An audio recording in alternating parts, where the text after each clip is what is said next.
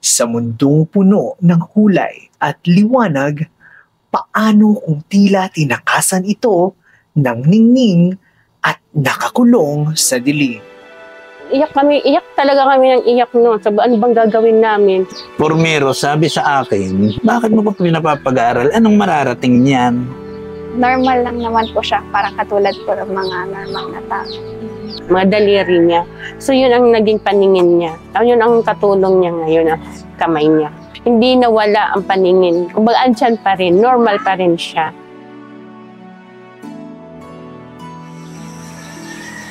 Dito sa Barangay Lipahan, samahan kami sa pagkilala sa isang natatanging Bicol na nagpakita at nagpatunay na with the love of learning, walang anuman ang makakahadlang para matanaw ang liwanag at matupad ang pangarap.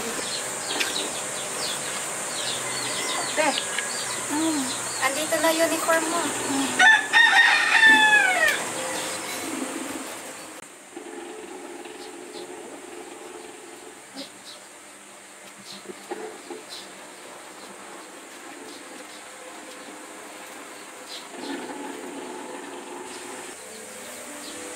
Kakain na. Sige.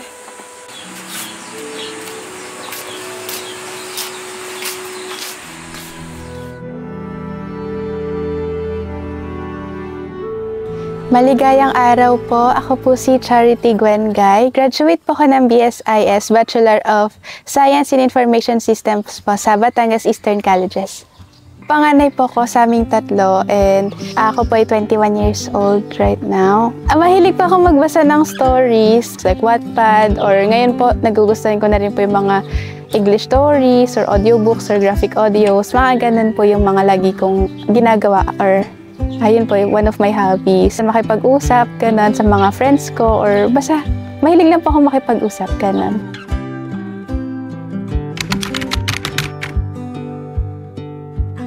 Ako si Francisco. Ako si Leia. Kami ang magulang ni Charity. Siya ay nakakita ng siguro mahigit na 1 taon. Ngayon, kami nag-swimming sa Los Baños. Nung mapansin namin, ang kanyang mata biglang lumabo. Ngayon, nung mga nakailang araw, dinala namin sa Ospital Cardinal Santos. Ang sabi sa amin, meron daw tumor.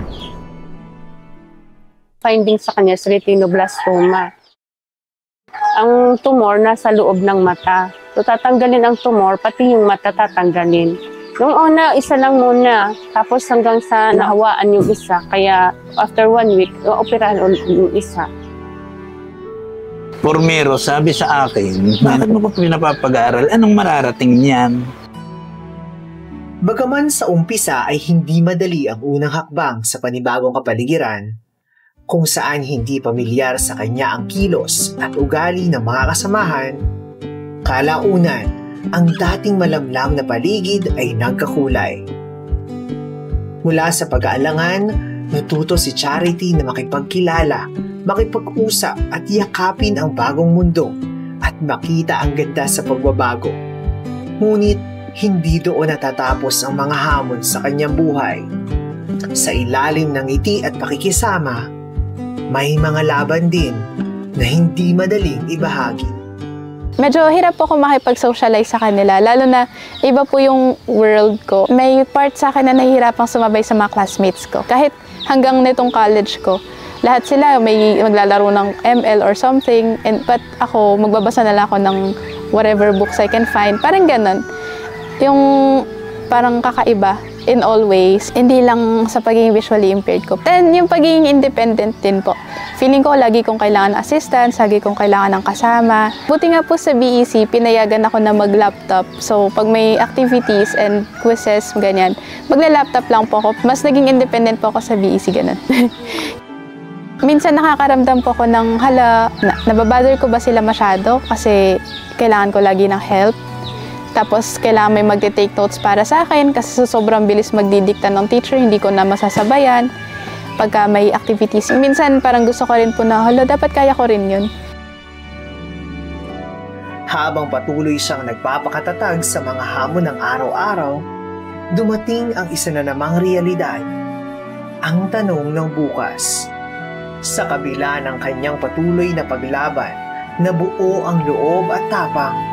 Ang mundo naman sa paligid ni Charity ang nagmulat sa panibagong tanong, saan patungo ang bukas?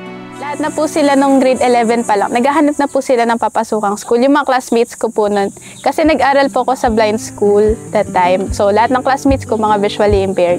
And then they asked me, Gwen, anong balak mo sa buhay? Wala ka bang balak mag-aral? Sabi ko, meron naman, grabe naman. Sabi nila, bakit wala ka pang ina-applyan kahit ano, hindi ka na ba papatuloy ng college? Sabi ko, hey, papatuloy naman. Kaso nga, bigla akong nag-move dito sa Batangas. Si mama po, nag-inquire na po siya ng mga school. Pag-uwi niya po one time, sabi niya, hoy, may school ka na. Ha? Saan na school ko?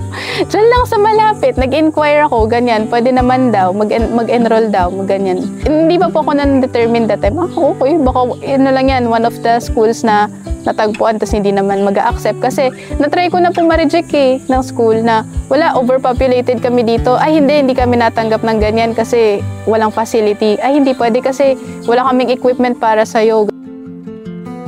Sa gitna ng pagkaligaw, dulot ng palipat-lipat na lugar at direksyon, isang daan ang biglang nagliwanag.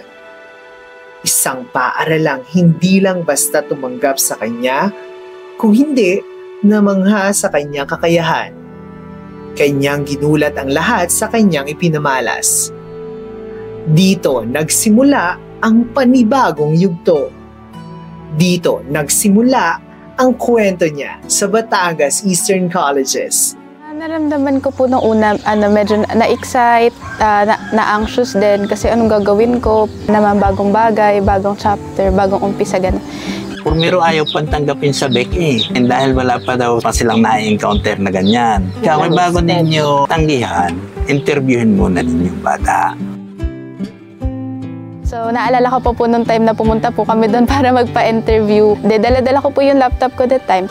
Tapos, nakiusap ko po yung department head ng BSIS PAC that time. And then, sabi niya po sa akin, sige nga, tayo, binigyan niya po ako ng PowerPoint presentation. Sige nga, basahin mo nga yun sa harap ko. Hala, tapos binasa ko po yun, natutuwa sila sa akin. Pero siguro po kasi yung achievement na nababasa niya kahit hindi siya nakakakita. Yun po yung siguro nagpa-believe sa kanila. And then, pinag-send lang po ako ng email. Nasendan ko siya ng email. Sige na, mag-enroll ka na. Nung time po kasi na yun, hindi nila alam na may blind pala silang kasama ata sa online. May isa po akong teacher na tinawag ako, Charity, can you please read the screen? Sabi ko, Ma'am, I can't read po. Ha? Bakit? Kasi po blind po ako. Hala, I'm so sorry, hindi ko alam. Sabi niya, let's chat after class kung anong accommodation ang pwede kong gawin for you, kung paano kitang matutulungan. So, yun po yung unang beses na parang, hala, ang galing naman. Hindi nila sinabi na ba't ka nandito, ba't ka kasama dito. Pero ang sabi nila, let's see what we can do for you. Si Charity ay na-meet ko. Una ko siyang naging estudyante during, parang pandemic pa siya. So, online class yung meron kami. Pero during the discussion, ay talagang active siya. Tapos, sagot siya ng sagot, tapos nagta-type. Hindi mo siya iisipin na talagang may kapansanan. Until such time na sinabi niya sa akin na, Ma'am, I'm blind, totally blind. Ang hindi ko makakalimutan sa kanya ay napaka-positive na taon niya. Sa kabila ng kanyang kapansanan, hindi mo siya makikita na napanghihingaan ng loob.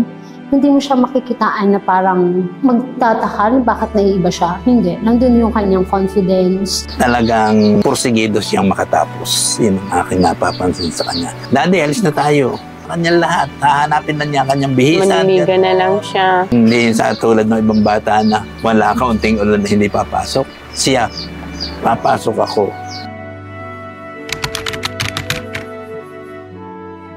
Ano po, ang alam ko po nun, naliligaw po kami kasi di namin alam saan pupunta. Tapos, hindi po kasi agad sinasabi schedule the time eh. Nakapost lang po sa bulletin. Tapos, ang kasama ko po nun si Daddy. Hindi naman niya alam kung saan ako lalagay, saan ako hahanapin, saan akong ano. Tapos, hindi ko pa po kilala mga classmates ko nun kasi unang beses ko silang makikita, unang beses ko silang wala po akong idea sa ang room, yung BSTC, sabi nila sa BSTC 203 ata yung sabi nila. Hindi ko maalala, saan ba yung BSTC na yun? Wala kaming idea. Nakaka-anxious po talaga. Tapos, hindi po namin alam, iiwan ka ba dito? O may kasama ka lang ka bang samahan? Ganon. So, si Angel po noon, pinaiwan ko po sa akin, dito ka lang muna para may kasama ko pag kung ano mang mangyayari. Kasi mahirap po magpaiwan mag-isa pag wala ka pang kilala na hindi mo po alam, hindi ka po sure kung sinong may mag-guide ba sa'yo or wala. Ganun. At susunduin po namin sila Angel at saka si Shane from their schools kasi labas po nila ay 4. Ang pasok ko po ay 4 mismo. So, either kung sino sa kanila, pero mas madalas po talaga si Angel. And yun, hanggang uwian po talaga. Pero, madalas po nung time na yun, hindi siya pinapalabas. Noong mga unang araw po, pinapabayaan nila na dito ka sa loob. Magkatabi po kami na ganyan. Nangyari lang po yun hanggang mga after 1 month lang. Or 2 months siguro po. Nung nakita na ni Ate Loren, yung classmate ko po, kung paano kong inaasikaso, paano kong ginaguide. And sabi niya, di naman mahirap. Ipagkatiwala niyo na sa akin si Charity. Then sabi niya, sige na, huwag ka na pumunta dito kinabukasan. Ako nang bahala sa kanya. Inassure niya po talaga sila na siya nang bahala.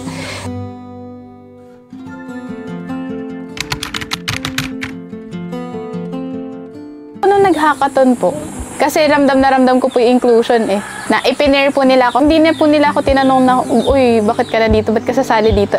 Takot po ko nun kasi wala akong balak sumali. Iniiwasan ko po talaga yung mga extracurricular kasi wala po akong alam na ano bang gagawin ko dyan. Baka wala naman akong magawa, ganun. Required po kasi. Sabi ko, sige na nga, let's do whatever. Kung ano na lang pwedeng gawin. Kasama ko po si Angel all throughout. Ando din po siya sa event. So, naging volunteer nga po ata siya doon. Nakisali siya magbabantay-bantay ng mga kasama ng mga officers. And yun, nag-overnight din po siya doon kasama ko. Maganda po yung hackathon kasi lumalabas po yung creativity ng mga contestants and nagkakaroon po sila ng chance na ma-express yung ideas nila. Masaya po kasi lalo na nagkaroon kami ng achievement. Unexpected po talaga. Ang rule po kasi noon, out of 15, will be down to 5. I-judge na agad nila yung presentation yun. Nakakakaba that time, nakakatakot, nakaka-pressure. Tapos, dalawa lang po kami. Lahat sila tigta-tatlo, kami dalawa lang. Yung ka-partner ko pa po, mabait po siya. Sobrang bait niya po sa akin. No, hindi niya po kine-question kung anong maitutulong or what. And nagko-collaborate po kami kung anong kaya namin gawin parehas. And yun yung sinasabi ko sa kanya, hindi mo hinayaan na, hindi siya marunong sa ganito or hindi ako marunong sa ganito. Pinagparehas po namin kung saan kami parehas magaling. And yun po yung nakapagpanalo sa amin. Pag po ng BC na magkaroon ng quality students, hindi lang po basta, nakagraduate kayo na yun. Dito po talagang, karamihan po sa mga teachers talaga nagtuturo, nagdi-discuss, nag-share. Higit pa sa pagiging estudyante, ang mga nakilala na kaklase, kaibigan at guro na naging sandalan, kakampi at kaagapay. Ang siyang tunay na nagbigay liwanag at kulay sa Beacon Student Life ni Charity. Sa classmates po, si Ate Loren, of course, mula pa po second year hanggang practicum namin or OJT, siya po talaga yung kasama ko all throughout. Pag absent po siya naman, yung isa po naman niyang friend, si Kuya RJ, na classmate ko rin, siya naman din po. Si Kuya Romel, si Kuya Josh, yung mga classmates ko po na tumutulong din po sa akin kapag wala si Ate Loren. Pero si Ate Loren po talaga yung madalas and halos talagang siya po yung bibili niya akong food kapag wala akong food, lagi niya akong kinakamusta, ganyan. So, ayun, ang laki po talaga ng pasasalamat ko sa kanya hanggang OJT kami yung magkasama. Kaya nung graduation talagang tuwan-tuwa kaming dalawa. Tapos na tayo. Tapos na, finally, after 4 years. Sa teacher naman po, si Ma'am Mitch, na kasama ko po mula first year, siya po yung advisor ng BSIS, chairperson, ganun. Napaka-approachable po niya. Napakagaling din po niya magturo. Talagang, in-explain niya po talaga ng mabuti. Tapos kapag nahihirapan po ako, tanungin niya, Cha, saan ka nahihirapan? Okay ka lang ba? I-explain ko ba sa'yo ulit? Ganon. Halos naman po sila ganon. Si Ma'am Rage. Yung pag-aaral po is something na dapat may puso, ganon. Kasi po kapag hindi mo mahal yung ginagawa mo or hindi mo gusto yung ginagawa mo, na hindi mo po siya gagawin with all your passion, with all you can. Actually, nandito pa rin po ako sa point na fini-figure out ko kung saan ko ba talaga gusto. But then, ang bala ko po, since nag-graduate na po ako ng BSIS, susubukan ko po pumunta sa industry kung saan man po ako pwedeng i-accept ng company and something like that. Yun po, susubukan ko pong kumuha ng mga opportunities, experience. Yun lang po talaga muna yung gusto kong mangyari. Magkaroon ng experience and mag-grab ng mga opportunity. Pero into technology na po talaga ako ngayon. Ngayon pa ba magsa-stop? Sa dami na ng challenges na na-surpass namin lahat, ngayon pa ba magsa-stop? Dear Beacons, I just want to tell you na kayang-kaya mo yan. Kung ano man ang struggle na finiface mo at this very moment, you can do that. Kung ako, kinaya namin, kakayanin nyo rin. That's it. Kayanin nyo kung ano man yung struggles na yan. Huwag nyo siyang titingnan na malaki. Instead, tingnan nyo siya as something na malalampasan nyo, and then kung magkaroon man ulit ng bagong struggles, malalampasan ulit. So, we will not stop wherever we are right now.